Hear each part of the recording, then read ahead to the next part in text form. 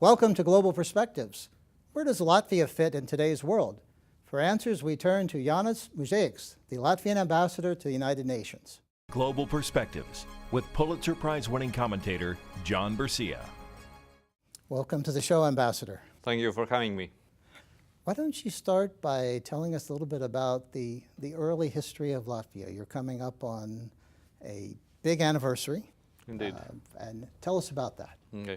Well, Latvia has a complicated history because for a long time we were part of somebody else's empire. And finally in 1918, Latvian people managed to fight their way to having their own state. So Latvia is going to celebrate our 100th anniversary next year.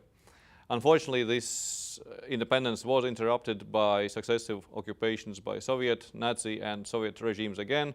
But 25 years ago, we recovered our independence and we have been developing as a democratic state ever since. And one of the early countries to establish relations with Latvia was the United States in 1922, if I'm remembering correctly. Indeed, we have had very long cooperation with the United States.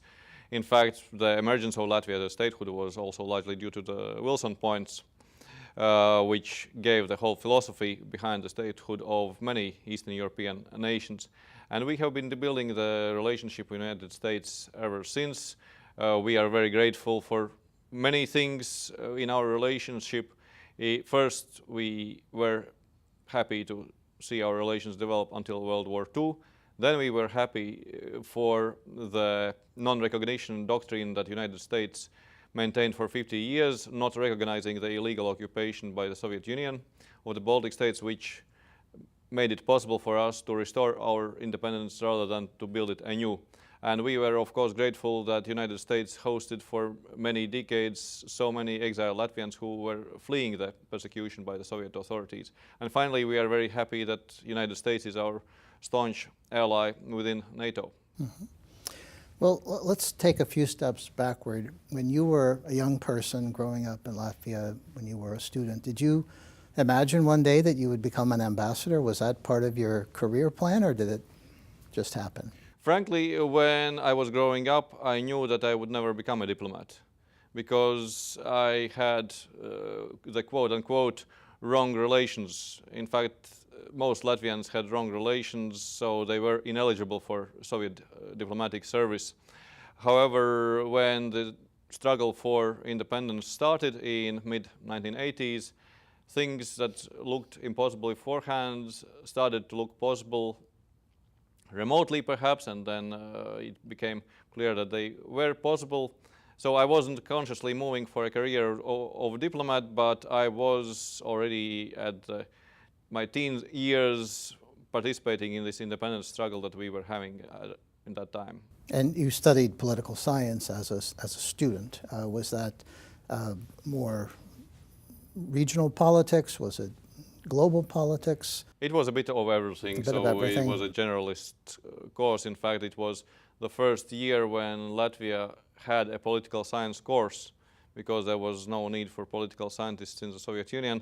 So everybody had to be content with whatever Marxist courses they were having. And I was among the first year of students who were studying political science in Latvia. And then you went on to study human rights and peace and security issues at the graduate level. Indeed, I studied in Italy. I took a course which is inter-university course organized by many European universities, and that was due to my interest already as a young diplomat in issues of human rights. In fact, in a way, it was affected also by the Russian propaganda about alleged human rights violations in the Baltic states in mid-90s, and that made me even more curious whether there was any grain of truth to that, and so I wanted to get an academic degree in the area so I would know where things stand in reality. So talk to us a little bit about your country's place in Europe and in the world. This is a relatively small country, 2 million people. But one of the most highly educated populations on the planet. and obviously a lot of initiative in terms of economic development, political development, and so forth. So where do you see your country today? Well, for Latvians, some things have been clear for a long time. One of them was that we belonged in the Western world.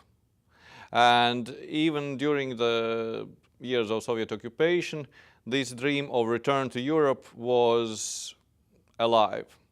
And once we got the chance, we started rebuilding a country that would be a democratic country, that would be a market economy. Basically, in a way, you could say that we were copying the models that had developed over the past 50 years in the West. So ever since our restored independence, Latvia has taken very rapid reforms in order to reach this goal of returning to the Western community of nations, and we have succeeded. We had two big foreign policy goals. One was to join the European Union, which meant economic and social security for our nation, and the other big goal was joining in the NATO, which meant the hard military security for our nation, because it is the world's biggest and strongest alliance. And now we have a bigger NATO alliance than ever. We have some changes going on in terms of the European Union, with some countries beginning to opt out. Are you optimistic about the future of both of these two institutions that have been so critical to Western Europe in particular? Oh, I think we can all be optimistic about both of them, because the history has shown that European Union has developed from a crisis to a crisis. But every time it was hit by a crisis, it emerged stronger. So the leaders came together, they perhaps took new approaches, created new mechanisms, but they saw a way how to move forward. So unfortunately, we are facing the situation that one of the countries that are part of the European Union has decided that it wants to leave, the so-called Brexit of the United Kingdom. We are, of course, sad that such has been the will of the British people. However, we have to move on. We wish to maintain also close relations with United Kingdom also after they would leave. But European Union as a union, I think it will maintain its role also in the future. And I think the same refers to NATO, because NATO has shown that it can also adapt to different times. When there were no challenges at its own borders, and NATO was willing and able to engage outside its traditional area of involvement. When new challenges emerge, or rather the old ones re-emerge, NATO was able to adopt decisions and implement them to strengthen the security of all its members, including the members of the Baltic states. Membership in NATO, membership in the European Union are two of the newer associations that Latvia has, but Latvia has had a sense of self as a community of people for a long, long time. People have been living there for thousands of years. Your capital is one of the older developed cities in Europe, and you're kind of at the crossroads, again, unfortunately, between a lot of bigger, stronger countries, but you've had an identity for a long, long time. Mm-hmm. Indeed. And in fact, not always being on the crossroads means a bad thing, because it has also meant that we have been at the crossroads of different trade routes, and that has also helped support our economic development, the support of the development of our cities, in particular Riga, which was a very important and is a very important trading center, which has meant that our society has developed in a multicultural way, living together different religions, different ethnic backgrounds for centuries indeed, as you have mentioned. And of course, a large part of Latvian identity is also in our culture. Latvians attach very big importance to our language. In fact, it is like the cornerstone of Latvian identity. And furthermore, we have a very rich cultural tradition. In particular, we have a collection of more than 1.5 million of folk songs. So ethnically, each of the Latvians would have his or her own folk song. So which is a 4 short line verse which can be either recited or sung depending on whether the melody has been preserved as well. And are those available to people on the internet and libraries and places like that? It is really a living thing, so you don't even need to be in the library. To give you an example, yesterday we were with the Latvian community here in St. Petersburg, and what we were celebrating was the spring solstice, so the ancient Easter rites. So basically what we did was give them some song sheets with the old melodies, and we were having a good time just singing together. Now, a big percentage of your population, 26% I believe, is of Russian origin. How does that work in light of the tensions that Latvia has had with Russia and with the Soviet Union before it? Well, we indeed have a big Russian minority along with many other minorities. In fact, Latvia takes pride in the fact that we provide state-funded minority education in 8 different languages, which is, I think, unique in Europe, and, well, maybe there are some other places in the world that would have something similar. So we take pride in our diversity, but at the same time, we have worked hard to promote social integration, because one of the consequences of the Soviet occupation was that initially large part of the Russians who had arrived from other parts of the Soviet Union during the Soviet occupation had rather limited understanding of the place they were settled. So, for instance, they didn't speak the language, which obviously limited their opportunities in the labor market or in the education once Latvia regained independence.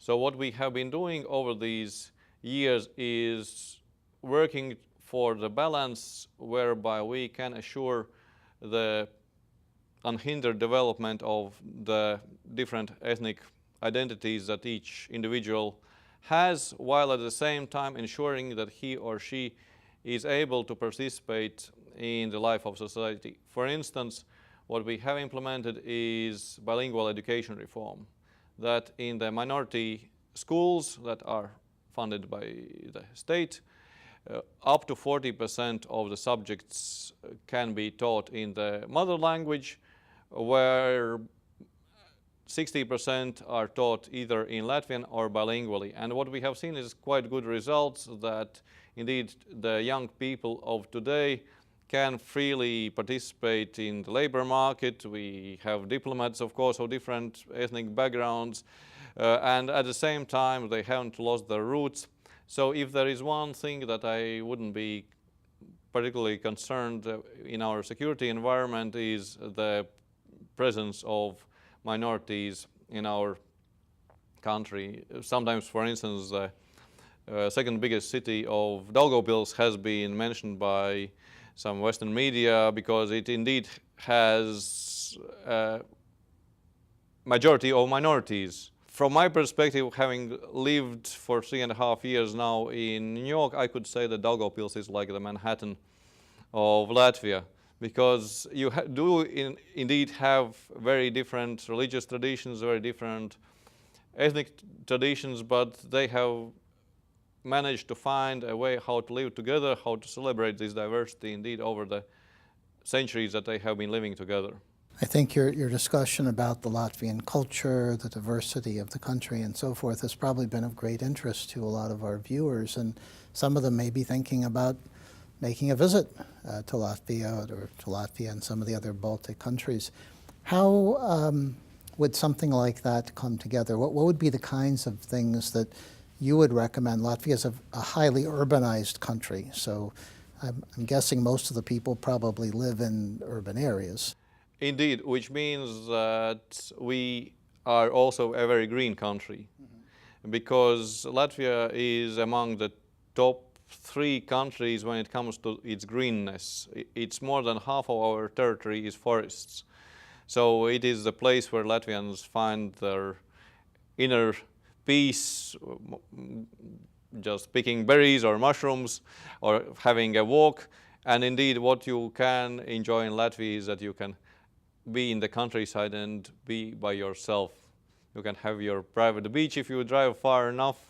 You can have almost your private forest if you wish so. But also Latvia has a lot to offer culturally.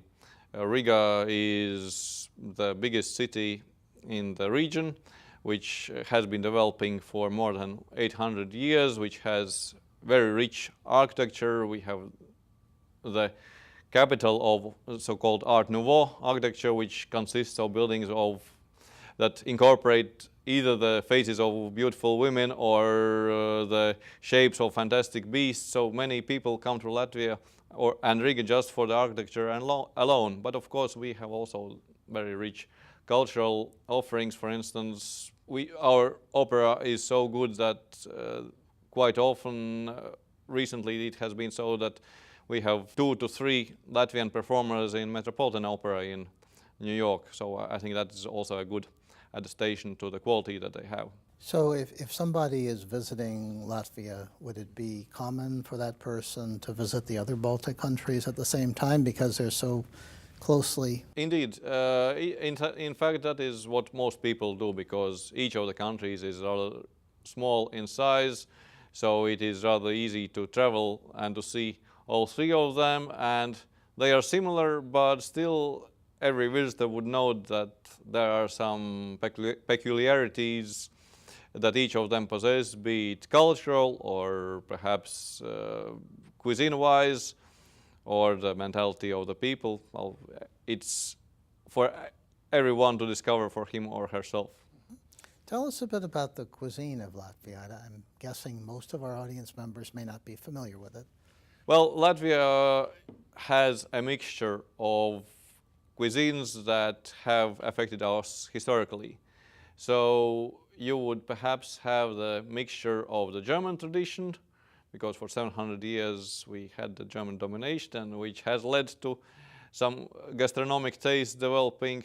So we would like to have our beers, our sausages, our potatoes, but we also like to have fish. For instance, Latvians are very fond of smoked fish and smoked meats. That is, I think, some of the delicacies that you can have in our region that I have not found elsewhere. Along with the black bread, which in my opinion is perhaps the best in the world. To give you an illustration, sometimes Latvians, when they travel abroad or visit their relatives abroad, they bring black bread. Of course, you can buy black bread also in the shop here, but ours is better. So fast forward then again to what you're doing now as the Latvian ambassador to the United Nations. What would be a typical day for you? What would your day entail? What would be some of the issues that you would address? Well, the UN has really a vast agenda on issues ranging from security to children's mortality to outbreaks of epidemics. So it is really a body where you have to follow very different subjects all the time. For us as a country, what we are focusing on are several issues. First of all, it is security issues because of the Security Council of the United Nations that takes the decisions on these issues, or doesn't, as it happens in cases like Ukraine or Syria. And also telling our own story, because each of the countries tries to give to the world its own strong points. For instance, there are 3 issues that we have been helping to promote on the UN's agenda is gender equality, because Latvia indeed has very strong performance of women in all areas of the life of society, be it political office or role in research or business. The second area that we are active on is information society, meaning all the things that are related to internet, but not only internet. And finally, issues of rule of law.